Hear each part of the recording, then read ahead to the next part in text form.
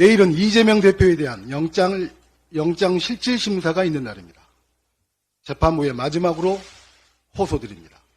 검찰은 윤석열 정권 2년도 안 되는 기간 동안 헌정사상 전례 없이 한 개 지방검찰청 규모에 육박하는 대규모 수사팀을 동원해 압수수색을 400회나 벌이며 대표 주변을 샅샅이 들쑤셨습니다.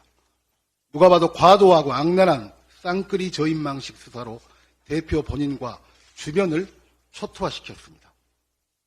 이제 거의 모든 수사가 끝나 구속영장이 청구된 상황입니다. 국회에서 체포동의안이 가결된 것은 2년 넘게 이어져온 검찰 수사의 정치성, 부당성을 사법부 판단을 통해 분명히 밝힘으로써 그 매듭을 끊으려는 뜻이 포함된 결과이지 결코 구속영장 발부 자체에 동의한 것이 아니라고 저는 이해합니다.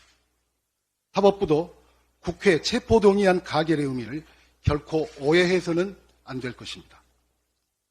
지금까지의 기나긴 시간에는 검찰의 일방적 독주만 있었습니다. 이제 이재명 대표에게도 그에 상응하게 방어권을 행사할 수 있는 충분한 기회가 주어져야 합니다. 향후 재판 결과가 국민의 신뢰를 얻기 위해서도 그리고 형사법의 기본 틀인 불구속 수사의 원칙, 무기 대등의 원칙 준수라는 관점에서도 이재명 대표에게 불구속으로 재판받을 기회가 반드시 보장되기를 다시 한번 간곡히 호소드립니다. 이제 본회의 표결 시간이 20시간도 채 남지 않았지만 아직까지 신락 같은 가능성이 남아있다고 저는 확신합니다. 어떤 선택도 치명적일 수밖에 없는 외통수 길에 몰렸지만 정치적 상상력과 지혜를 발휘할 수 있는 작은 틈은 여전히 남아있다고 생각합니다. 표결 전날 의원총회에서 제가 했던 발언입니다.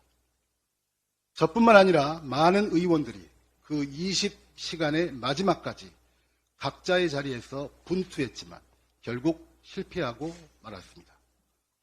메말라버린 신뢰, 실종된 리더십, 빈약한 정치적 상상력 등 우리 당의 현 상황이 고스란히 드러나며 걸림돌로 작용했습니다. 저의 실패였고 지도부의 실패였으며 168명 민주당 국회의원 모두의 실패였습니다.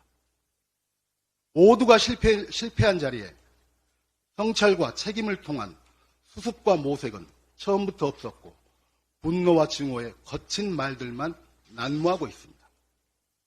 급기야 우리 당 국회의원들은 가결이냐 부결이냐를 고백함으로써 자신을 증명해야 하는 상황에 내몰려 있습니다.